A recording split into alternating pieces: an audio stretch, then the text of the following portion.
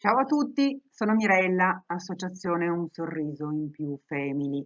Oggi, a spasso con me, vi porto sul lago di Braies, in Alto Adige. Eccomi con mio marito Alessandro.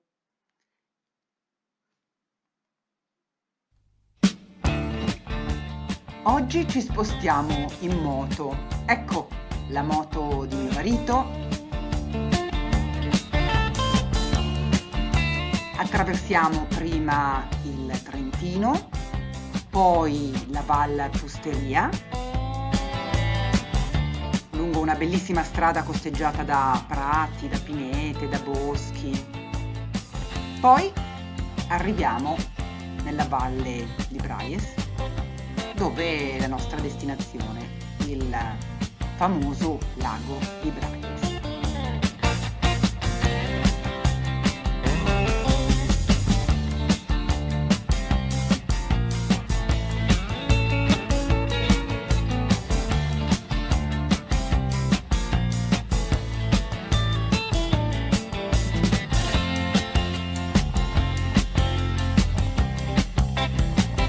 Eccoci arrivati. Alle nostre spalle vedete il lago, colori azzurri, verdi, meravigliosi. Una luce che riflette le montagne e le nuvole del cielo.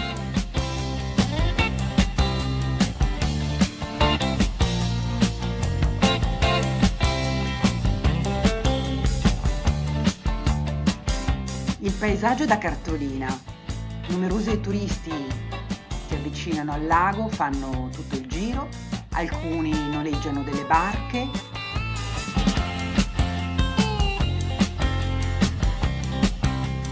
E c'è anche chi ne approfitta per fare un tuffo nelle fresche acque.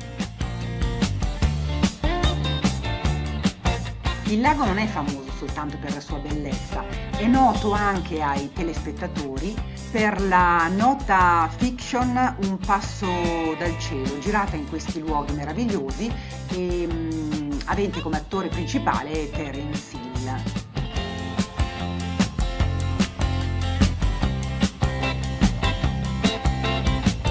Famosa la chiesetta, e questa è la famosa palafitta dove abita Terence Hill, il guardiaboschi di questa serie televisiva. Sullo sfondo la parete rocciosa della Croda del Becco.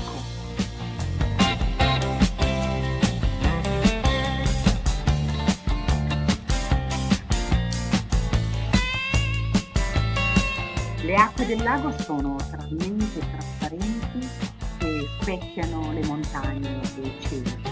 Altre volte sono verde smeraldo e ogni scorcio è veramente meraviglioso. E non è un caso se questo lago è definito la perla dei laghi alpini, il paradiso naturale delle Dolomiti.